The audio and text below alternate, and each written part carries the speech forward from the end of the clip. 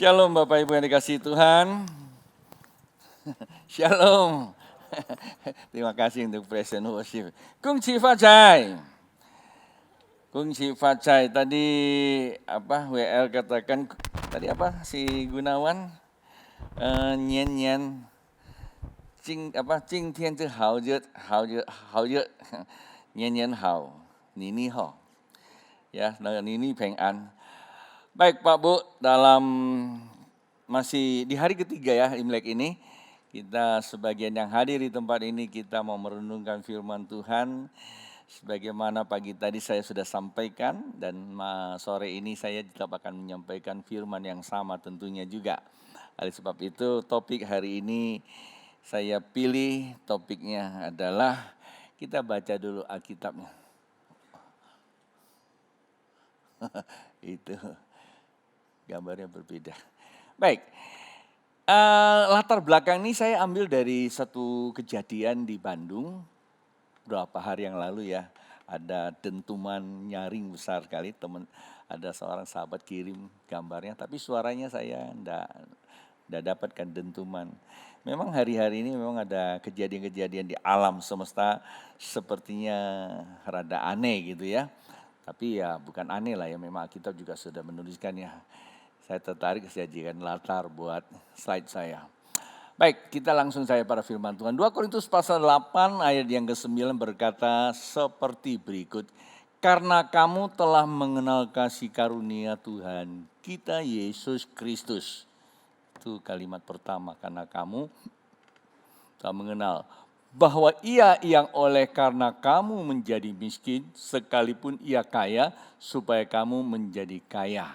Oleh karena kemiskinannya.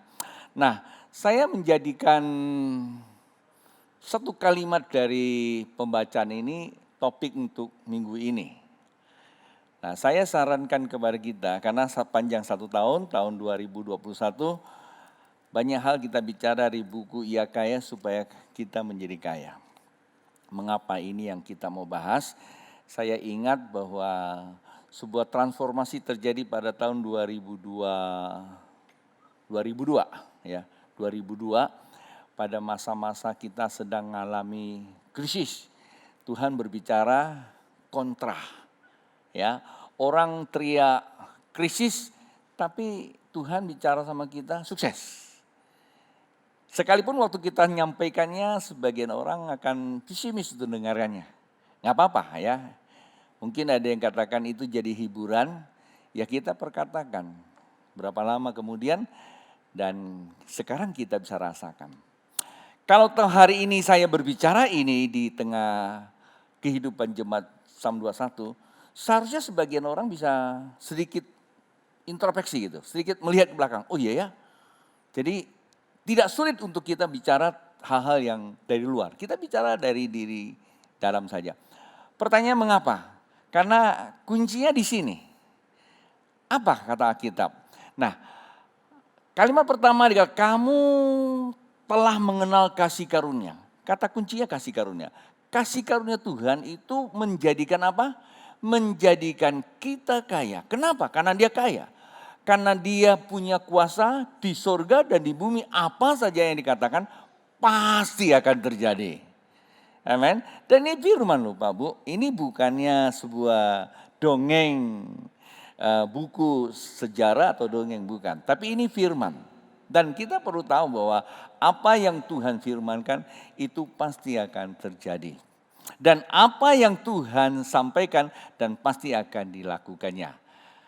Karena itu firman Tuhan berkata bahwa firman Tuhan atau perkataan Tuhan, bayangkan pikiran dan perkataan Tuhan ketika dilontarkan.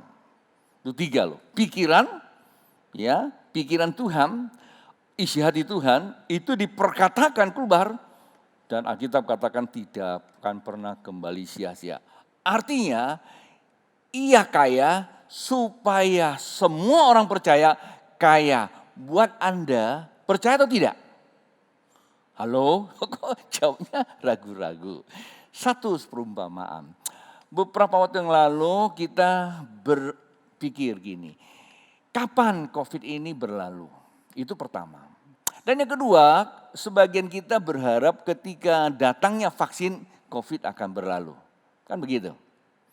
Dan secara medis mengatakan bahwa vaksin itu tidak semudah itu. Minimal akan sekian lama yang kita tahu. Karena berita seperti itu kita mulai pesimis dengan namanya vaksin. Lalu kita berdoa Tuhan segera berlalu. Dan ternyata waktunya hampir 1 tahun juga tidak berlalu. Dan tiba-tiba kita dikejutkan dengan apa? Ditemukan vaksin. Mujizat juga kan, betul enggak? Enggak biasanya loh. Dan tetapi katanya ujiannya itu tahap pertama, tahap kedua, tahap ketiga dan sebagainya panjang waktunya. Tapi heran ya, kayaknya seperti mimpi aja. Tiba-tiba vaksin sudah datang. Ya toh, sekarang sebagian besar sudah divaksin. Oke, sebelum divaksin mulai kita berpikir lagi, berapa biaya vaksin itu? Kalau vaksin itu 1 juta 1 orang, kalau satu keluarga ada 5 orang, lumayan loh. 3 kali vaksin 15 juta. Ya, berpikir lagi kan kira-kira seperti itu. Dan tiba-tiba presiden yang berkuasa atas Indonesia namanya apa? Bapak Jokowi membuat kepres keputusan presiden bahwa vaksin itu diberikan secara apa? Cuma-cuma dan gratis. Dan itu berita apa? Itu berita benar atau berita bohong? Berita benar karena presiden yang memutuskannya. Pertanyaannya itu dilakukan enggak? Dilakukan enggak? Dilakukan. Sebagian kita orang Kristen yang mempunyai latar belakang kerja yang berhubungan masyarakat khusus, para tenaga medis itu sudah divaksin gratis sonder bayar. Pastor Soekardi sudah divaksin sonder bayar. Sonder bayar lagi. Saya dari kemarin dikasih masukan sonder itu apa? Maksudnya tidak perlu bayar, gratis katanya. Nah Pak Bu, apa sih yang saya maksudkan? Loh, presiden yang ngomong saja karena presiden berkuasa atas Indonesia dan dia punya otoritas ketika dia katakan gratis, ya gratis, betul enggak? Lah, Alkitab katakan manusia saja bisa buat seperti itu. Bagaimana Bapa di sorga, dia lebih dari segalanya, haleluya. Apa kata Tuhan? Aku kaya supaya kamu menjadi kaya. Kurang meresponi, maka itu tidak akan pernah terjadi. Pak Bu, Anda mau percaya tidak percaya, itu terkembali. Tetapi firman Tuhan tetaplah kebenaran. Dan firman Tuhan itu pasti akan terjadi. Kalau kita nggak percaya bukan berarti firman Tuhan itu tidak akan pernah terjadi. Dia akan terjadi kepada orang yang meresponinya. Saya memberikan satu pemahaman teologisnya. Bayangkan. Wanita pendarahan 12 tahun itu bukan waktu yang singkat, satu. Kedua, biaya yang dihabiskan bukanlah biaya yang terlalu kecil. Karena 12 tahun masih bisa biayai. Itu menandakannya itu cukup kaya, bukan? Kadang-kadang kita aja sebagian belum 12 tahun. Terkadang baru berapa tahun saja kita mesti galang dana. Kan kira-kira gitu loh. Nah, masalahnya itu bukan jadi masalah. Tetapi apa sih maksud saya? Maksud saya gini, usaha manusia itu cenderung terbatas. Usaha manusia cenderung terbatas. Walaupun ada kemampuan, tetapi tetap terbatas. Namun saat waktu dia dengar ada berita, ini ada kepres nih, ya bukan kepres ya, keputusan sang raja bahwa di dalam nama Yesus segala sakit penyakit dapat disembuhkan. sebab akulah kebangkitan. Barang siapa yang mati, dia akan hidup. Itu kata firman Tuhan. Begitu dia dengar, apa terjadi? Dia katakan, manakala aku menjamah jumbai jubahnya, aku akan sembuh. Pertanyaannya, waktu dia datang menjamah, sembuh enggak? Sembuh enggak? Sembuh, tapi berapa orang yang sembuh? Hanya dia sendiri. Padahal sebagian besar orang yang berbondong-bondong sana punya masalah enggak? Punya. Kenapa tidak diberkati? Pak, Bu, enggak semua orang ngalami. Ada faktor Tuhan, ada faktor manusianya. Itulah sebabnya firman Tuhan berkata, aku kaya supaya kamu menjadi kaya. Kamu mau percaya tidak percaya, persoalan pada kembali kepada Anda. Tetapi aku tetap kaya. Aku akan berikan kepada mereka yang meresponi firmanku. Dia pasti akan jadi kaya. Kenapa saya ingat tanggal 20 berapa waktu itu? Tanggal 1, tanggal 31 Desember tahun 2001.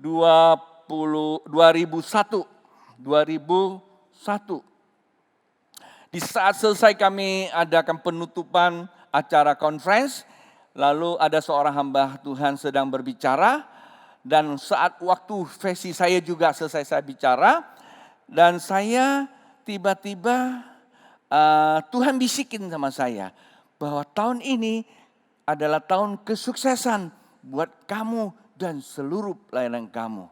Saya pikir sukses apa? Saya tanya, Tuhan sukses apa? Seluruh aspek kehidupan sukses. Bayangkan aja, saya mau beli beli tiket pesawat aja enggak mampu loh, sekarang apanya lagi. Ya kan? Tapi saya nangkap firman Tuhan itu, saya mulai memperkatakan kepada teman-teman, saya kaya, semakin hari semakin kaya. Lama-lama orang bilang, jangan-jangan Pak Pendeta satu ini sudah mulai stres. Ya, setiap minggu saya perkatakan, mungkin sebagian jemaat yang dulu pernah ikuti. Kenapa saya lebih percaya firman Tuhan daripada kata orang? Memang sebagian orang melihatnya dengan kacamata manusianya sepertinya tidak mungkin. Saya katakan Allah kita adalah Allah yang spesial. Hal-hal yang tidak mungkin menjadi mungkin. Amin.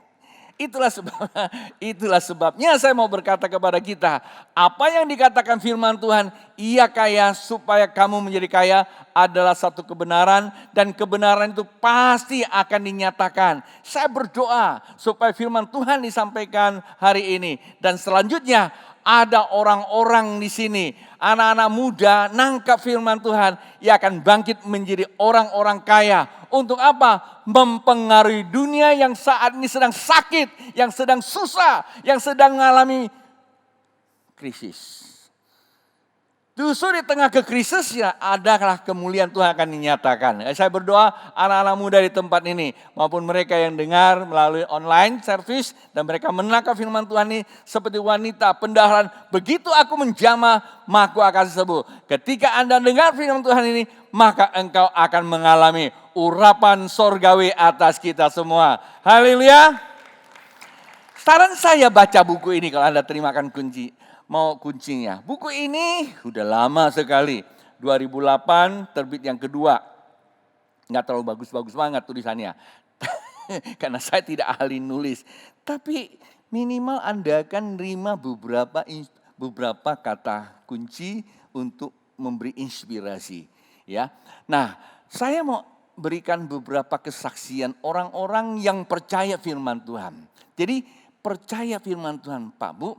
Kalau Anda sekarang terima sebuah tiket, satu tulisan, apa saja sebagus apapun, tulisan itu hanya memberikan sebuah keterangan. Ia tidak memiliki sebuah otoritas untuk Anda mendapatkannya. Karena tulisan manusia itu terbatas. Dan Alkitab mencatat bahwa setiap tulisan yang ada di Alkitab itu merupakan ilham Tuhan.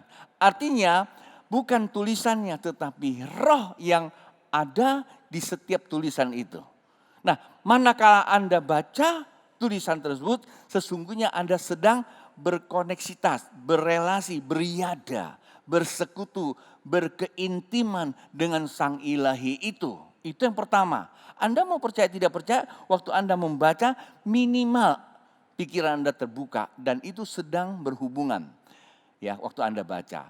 Ketika Anda mulai pikirkan lebih lagi dan sampai mempengaruhi perasaanmu, dan ketika Anda merasakan dan mulai Anda meresponinya, maka apa yang dibaca itu akan menjadi sebuah realita. Nah, itulah bedanya Alkitab dengan tulisan-tulisan lain. Pagi tadi semalam sebelum saya istirahat, saya tidur. Waktu saya lagi selesaikan renungan, saya tulis-tulis, tiba-tiba televisi itu memberikan laporan tentang Imlek. Tadi juga masih ada. Puji Tuhan, ya, satu partai di Indonesia namanya partai yang cukup nasionalis dan dia buat sebuah acara Imlek bersama. Dan semua tokoh-tokoh Tionghoa itu ditampilkan dan mereka punya sumbangsi yang luar biasa atas bangsa ini. Lepas dari itu saya ambil satu saja, namanya Laksamana John Lee. Pernah dengar nama ini? Dia salah satu pahlawan yang dinobatkan menjadi pahlawan nasional. Dan apa sih kegiatan dia? Dan dia seorang pelaut dan dia akhirnya menjadi angkatan laut dengan pangkat terakhir jenderal. Tugas dia adalah membawa senjata dari negara tetangga untuk mensupport para pejuang. Dan itu, bukan itu yang saya mau sampaikan Pak Bu, terlalu banyak ceritanya, keren satu yang saya mau katakan. Cucunya berkata begini, akong saya atau opa saya, dia orang Manado. Dia bilang begini, opa saya itu dia adalah seorang pejuang tanpa lepaskan Injil. Setiap hari dia mesti baca Injil. Apa yang membuat seorang pelaut biasa mulai dengan tugasnya bukan seorang angkatan laut, dia bekerja di perusahaan pelayaran niaga biasa, Belanda punya. Tapi dia banyak belajar sisi kelautan. Dan dia banyak belajar tentang perjuangan juga. Dari situ dia meresponi panggilan bangsa ketika Indonesia merdeka, dia menawarkan diri untuk menjadi angkatan laut. Karena dia punya skill, dia punya nilai, dia punya jati diri yang cukup baik. Maka dia diterima, lalu ditanya mau pangkat apa? Dan John Lee berkata, Pak, aku tidak memikirkan soal pangkat. Yang aku pikirkan cuma satu, bila mana aku disertakan untuk membangun bangsa yang kucintai walaupun dia keturunan. Dan dia mendapatkan pangkat istimewa. Pertama itu mayor sampai akhirnya jenderal. Kurang lebih seperti itu. Dan dia bukan seorang ahli militer. Tapi kenapa seperti itu? Yang diperlukan di sini bukan keahliannya saja, tapi nilai jati dirinya, nilai pada manusia itu sendiri. Nah, dari mana dia punya nilai? Dia memiliki personality keilahian yang didapatkan dari Injil. Karena setiap hari dia menginvestkan Injil di dalam dirinya. Sehingga terjadilah sebuah pertukaran. Ada namanya kematian manusia lamanya, maka akan bangkitlah manusia baru. Kita pernah baca di dalam Galatia pasal 2 ayatnya 19. Apa kata Alkitab? Aku telah mati, aku telah disalibkan dengan Kristus. Dan aku hidup bukan lagi aku yang hidup, melainkan Kristus yang hidup di dalam aku. Yang kuhidupi sekarang dalam daging, ya, iman kepada anak Allah. Nah Pak Bu, seberapa banyak kita suka pakai simbol salib? Tahukah Anda kalau pakai simbol salib itu apa? Lepas dari kata Kristen lah. Waktu kita mengenakan salib sebenarnya kita telah menyalibkan ego personality kita. Ego kita. Ya, saya nggak punya waktu untuk menjabarkan tentang bagaimana kita merontokkan, bagaimana kita menganalisis bagaimana kita mendeteksi yang namanya ego palsu. Kata ego personal itu pesona itu kedok, ya. Pesona itu adalah topeng. Ada dalam bahasa Inggrisnya di Hippocrates, ya, atau dikatakan Hippocrates, itu ada topeng kita, itu persona itu topeng. Topengmu apa? Buka topengnya. Nah, ego personality adalah topeng kita yang benar dan topeng kita yang tidak benar. Topeng yang tidak benar yang kita bangun dari hari-hari dulu itu mesti dilepaskan. Nah itulah sebabnya mereka-mereka yang mengerti panggilan hidup, mereka selalu menjadikan Injil sebagai landasan hidup dan mereka mendapatkan pencerahan. Satu yang tadi saya katakan John Lee, masih banyak lainnya yang bisa kita terima, mereka menjadikan Injil sebagai tuntunan hidup atau runtutan hidup. Tadi Ahok, lama nggak pernah cerita Ahok. Bagus juga dia punya kesaksian. Dan Ahok katakan dia tidak akan pernah melihat hari tanpa dia lihat Injil dulu. Dia tidak akan lihat matahari tanpa dia lihat Injil. Nah untuk anak-anak muda, khususnya untuk ibu-ibu, jangan sering-sering lihat matahari sebelum Anda lihat Injil. Karena matahari bukan saja menyengat kamu punya kulit, dan dia juga bisa menyengat dompet kulitmu. Apalagi setelah Sinja, itu matahari sekarang kudus semua, saleh. Dan itu sangat bahayakan kita. Nah sebelum Anda pergi lihat matahari, Anda lihat Injil dulu. Maka minimal Anda tervaksinasi, ada vaksinnya supaya dompetnya tidak sampai kesengat. Itu hanya intermezzo saya. Nah Pak Bu, saya teruskan. Apa sih membuat kita seringkali tidak mendapatkan ini? Berapa banyak mereka yang mengalami transformasi ketika membaca Injil? Saya masih ingat beberapa tahun yang lalu, saya dan istri, kalau salah sama keluarga, anak-anak, waktu itu tahun 2004 atau 2005 kami pergi ke Taiwan. Lalu dibawa ke rumah kediamannya presiden di Taiwan itu, presiden pertama Cina sebenarnya, Chiang Kai-shek itu, masih demokrasi waktu itu. Dan yang saya kaget itu di ruang kerjanya ada satu buku yang besar, saya deketin, ada bangkunya, terus saya lihat itu Bible, tulisannya Bible. Terus saya tanya sama teman-teman sana, ada saudara saya. Ya, saya bilang, loh kenapa presiden kalian punya Bible? Ya, dia orang Kristen. Dan presiden ini dia bilang, dia tidak pernah mau keluar dari kamar sebelum dia membaca Injil. Pak Bu, presiden. Dan kita tahu apa kata Alkitab Daud. Daud berkata bahwa Tauratmu itu menjadi kesukaan kita. Orang-orang yang sukses, orang-orang yang kaya di dalam kehidupannya adalah orang-orang yang menjadikan Injil itu sebagai landasan hidup. Lalu pertanyaan saya, maukah engkau kaya? Lalu apa yang Anda bangun? Maukah Anda sukses? Lalu apa yang Anda bangun? Bukankah Yosua mengatakan, perkatakanlah Taurat itu, renungkanlah siang dan malam. Supaya apa? Supaya perjalananmu berhasil. Kata berhasil gak cukup. Dan beruntung. Kata beruntung itu apa? Kaya. Bahasa Inggrisnya apa? Success. Ya, sukses. Ya katakan apa? Apa yang kau kerjakan itu terjadilah sebuah keberhasilan. Tetapi tidak cukup hanya berhasil. Tetapi engkau juga akan beruntung. Pertanyaannya Pak Bu, beruntung apa? Minimal saya memberikan ada 7 yang Anda harus tahu. Tidak bisa salah satu. Yang pertama adalah spiritualnya.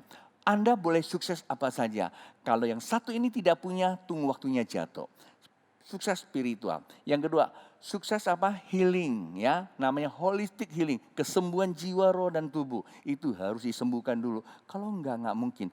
Ketiga namanya apa? Ego personality-nya, development-nya, pengembangan diri terus menerus menjadi serupa dengan Yesus. Yang keempat baru family, keluarga. Hubungan kita dengan Allah akan membawa hubungan kita suami istri. Kalau kita hubungan suami istri, kata ribut itu biasa. Tapi kalau kita sudah mengalami sebuah koslet, mengalami sebuah gesekan, yang terpenting adalah keputusan kita.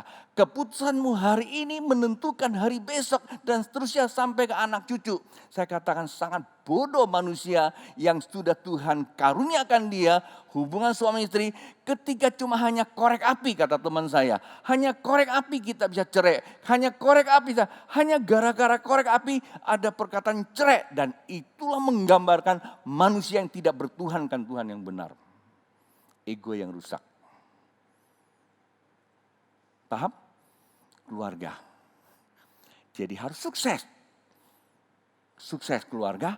Lalu yang kelima baru namanya ministry. Kita kalau keluarga sudah sukses maka ministry. Hidup ini pelayanan. Pelayanan kata Ministry, pelayanan itu berhubungan dengan hamba, humble, rendah hati. Ya, kalau bahasa aslinya keses, rendahkan dirimu, maka Tuhan yang akan meninggikan. Ada pelayanan. Yang keenam baru namanya apa? Ekonomi, finance ya. Pak Bu, kita pun harus sukses uang. Kalau nggak ada uang nggak bisa pakai baju yang bagus. Ya kan? Nggak punya uang Anda nggak bisa beli baju. Pontianak sudah mulai gaya baru. Dan di situ ada yang namanya glow. Penuh, tapi apa gunanya kita bisa masuk nggak bisa bawa barang keluar. Karena mau chain. Kalau kita punya chain, semua kita bisa beli. Salah nggak? Nggak salah karena kita tidak berhutang. Yang jadi masalah kalau kita ke sana, goyang sini. Akhir bulan kita bermasalah. Dengan Pak bayarnya. Gesek sana, gesek sini maksud saya. Jadi chain perlu juga ya. Nah yang keenam, tadi keberapa? Keenam. Yang ketujuh namanya apa? Relationship.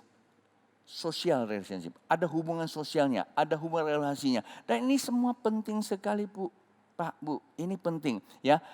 Keluarga dan semua. Ketujuh ini dicapai ketika Injil menjadi patokan. Kalau tidak pakai Injil bisa salah satu. Ada yang sukses keluarganya harmonis sekali keluarga. Tapi mau chain. Gara-gara mau chain ribut juga. Ada yang uang banyak, sombong, gak punya teman. Susah juga. Ada yang keluarga bagus, uang banyak. Ya hubungan pelayanan kemana-mana. Tapi spiritualnya ambruk. Dibawa sana, bawa sini, mau aja. Uangnya dikerjain. Nyembah sana, nyembah sini, semua disembah. Dikatakan semualah Tuhan. Nah ini masalah lagi. Jadi kalau Injil yang kita pergunakan, maka kita akan sukses di setiap bidang. Ada 7 bidang ini kalau kita sudah capai, Pak Bu, sampai akhir zaman. Amin. Nah, apa yang membuat kita sulit untuk mencapai seperti firman Tuhan itu? Kita lihat. Saya nggak dikasih jadwal. Jadi saya bisa khotbah 3 jam sore ini. Ya, melihat keilahian Allah, ia kaya supaya kamu kaya, itu topik kita. Di Roma pasal 2 ayat yang ke-15, saya ajak Anda coba simak ayat ini. Alkitab berkata begini Pak Bu. Sebab dengan itu mereka menunjukkan bahwa isi hukum Taurat ada tertulis dalam hati mereka. Apa yang tertulis? Katakanlah yang tertulis, ia kaya supaya kamu menjadi kaya. Karena dibacakan, dipercaya, lalu tertulis. Pak Bu, apa kata Alkitab? Tulisan itu ada rohnya. Dan roh itu bersuara di hati mereka. Bersaksi. Apa sih alasannya buat kita nggak bisa sukses? Bacaannya itu loh. Waktu Anda percaya, baca, pikirkan, ya, rasakan, timbul niat, dan dia bisa bersuara. Lagi tidur pun dia bisa bicara, suruh kamu kerja apa. Di sana sini toko tutup, dagang sana nggak laku, nggak masalah. Hatimu ada suara, jangan buka toko. Buka apa? Buka pabrik. Pabrik apa? Pabrik vaksin. Laku. Masa kalah sama dunia jual vaksin? Siapa tahu tiba-tiba Anda dapat ide, mungkin lagi jalan ketendang botol. Botol itu langsung bisa buat orang yang positif jadi negatif. Botol itu kamu jual. Itu kan penemuan. Dasar apa ilmiahnya? Enggak perlu dasar, yang penting secara fakta bisa. Lah coba lihat dia, apa itu anak-anak dari UGM ya. Dia bisa temukan namanya apa? Ginosis. Ya ginosis ya, itu yang tes vaksin itu, tes COVID itu. Dan itu coba sekarang. Kalau itu disahkan dan seluruh Indonesia, bahkan seluruh dunia beli alat itu. Tiap penumpang sedot buang. Berapa duit itu? Dan itu menjadi apa? Menjadi pendapatan. Oke, dari mana? Kesaksian hati. Harusnya kan bisa seperti itu kan. Kalau kita melihat 2 ayat ini, apa yang menjadi alasan orang tidak berhasil? Tidak ada kan? Tapi kalau saya tanya begini kepada kita semua, kalau begini pasti banyak orang berhasil dong. Ya Pak ya? Kenyataannya apa? Enggak semua. Jangankan orang lain. Sebagian kita aja masih susah kali ya. Betul enggak? Susah apa? Susah dalam hal roh. susah dalam hubungan, ya kan? Susah dalam mengembang diri. Jangankan kembang diri, olahraga aja janji jam 7 bisa jam 10 baru bangun kan. Nah itu aja Anda udah gagal. Halo? Karena terlalu banyak. Di mana sih persoalannya? Tuhan gak salah. Itulah sebabnya kita perlu mengenal kasih karunia. Kenapa?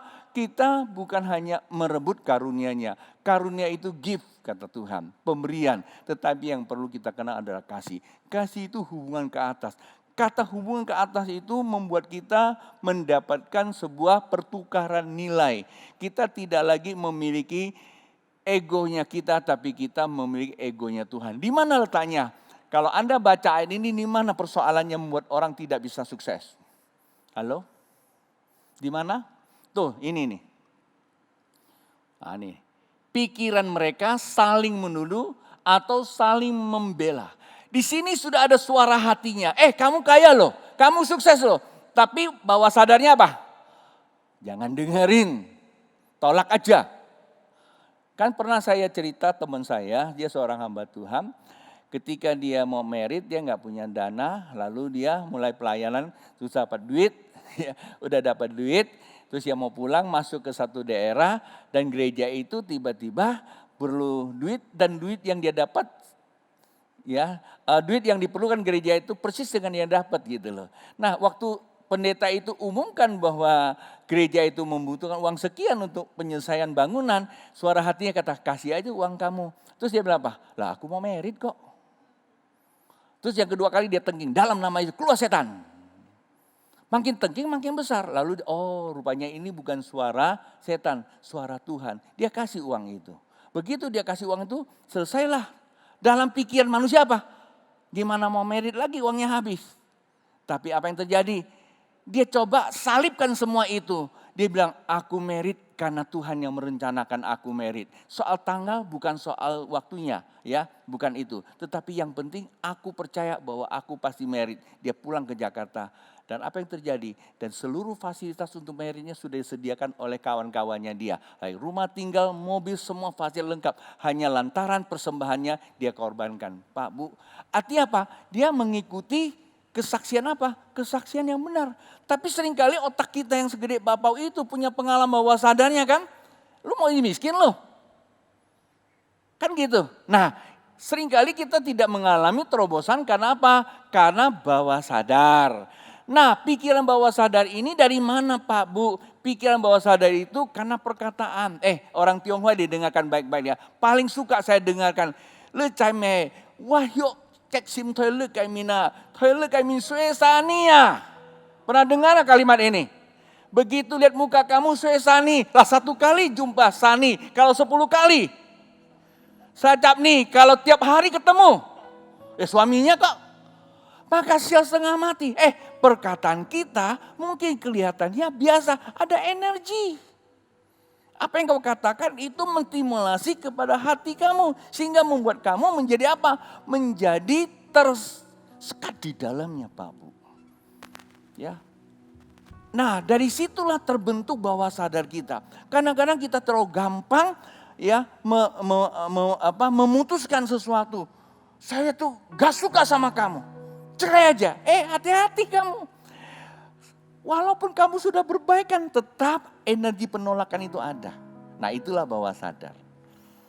Coba aja seringkali kamu memperkatakan orang negatif. Sedikit-dikit kamu mengambil kepada negatif. Anda mau bangun relasi kembali sulit. Nah caranya ada, ntar ya. Saya mesti selesaikan hari ini juga. Persoalannya di mana? Persoalannya di bawah sadar. Akibatnya di mana Pak Bu? Akibat daripada bawah sadar itu akan membuat sebuah tindakan bawah sadar. Tindakan bawah sadar itu ada di Roma pasal 7 ayat 21. Demikianlah aku dapati hukum ini jika aku menghendaki berbuat apa yang baik, yang jahat itu ada padaku. Pikiran bawah sadar akan menstimulasi tindakan bawah sadar. Ini seringkali saya sebut apa? Self-defense mechanism.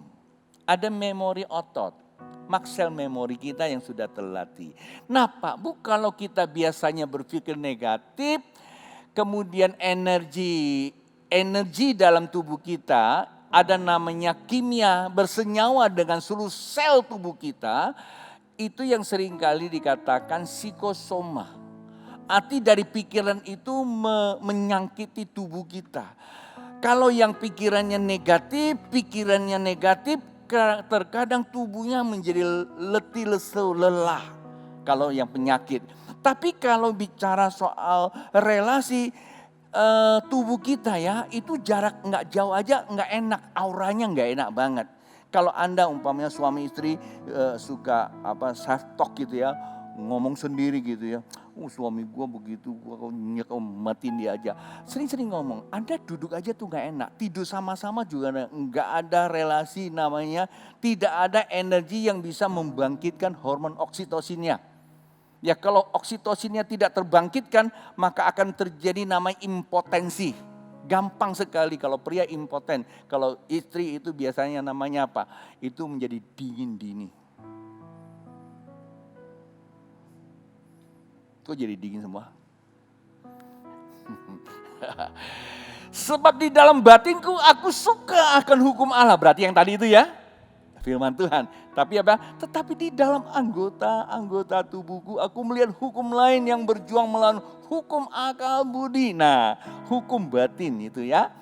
Dan membuat aku menjadi tawanan hukum dosa yang ada di dalam anggota-anggota tubuhku. Maka pikiran bawah sadar cenderung menstimulasi kita melakukan tindakan-tindakan bawah sadar. Omong tanpa sadar, tendang tanpa sadar, banting sana, banting sini tanpa sadar. Maka itu jangan banyak ngomong. Lalu bagaimana selesaikan ini ya?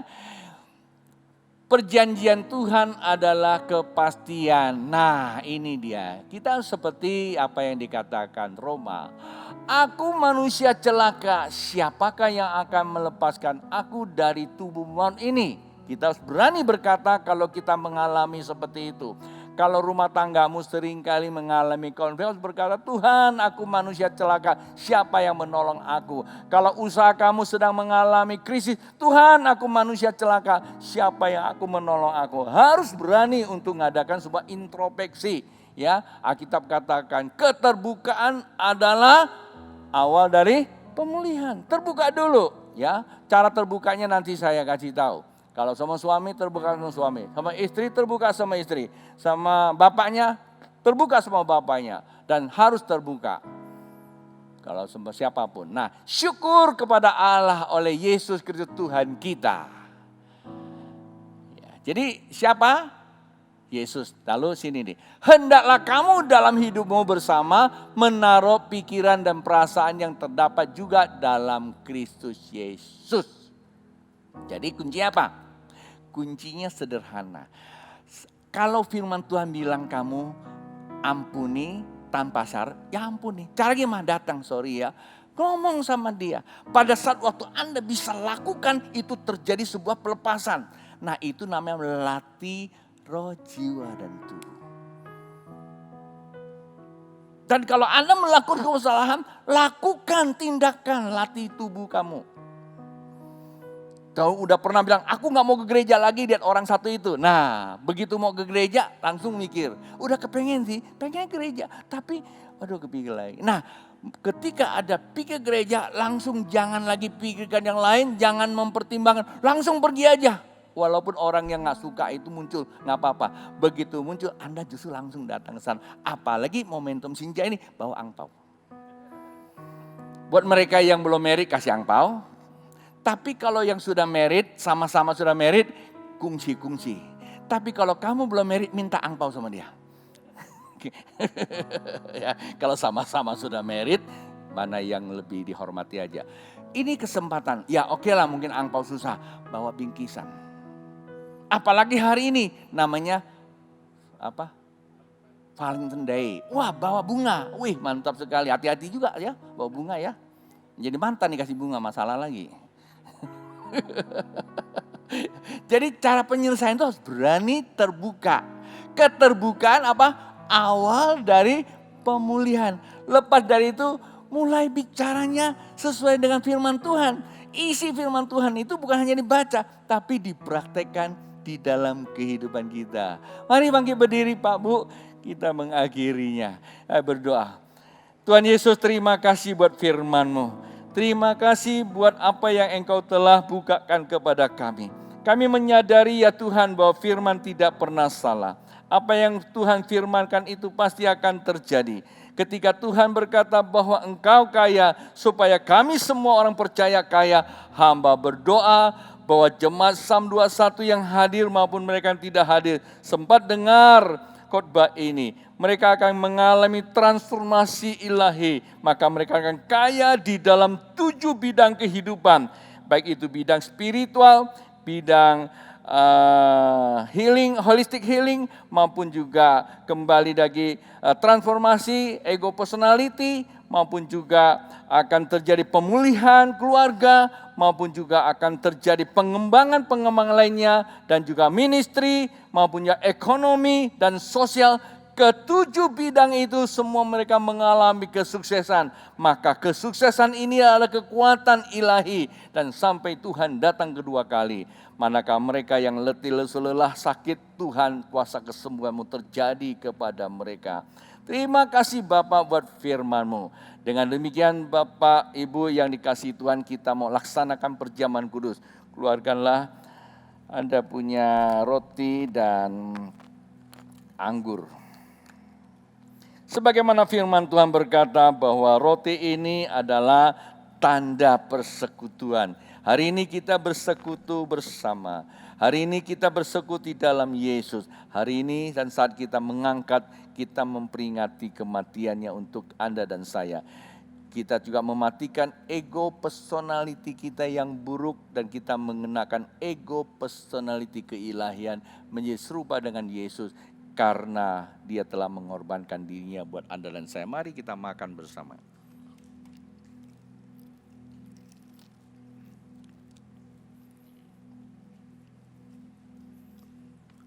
Angkat cawan yang berisikan anggur. Diberkatilah cawan ini. Alkitab berkata, ini adalah darahku, darah perjanjian baru bagi kita orang yang percaya. Mari kita minum bersama.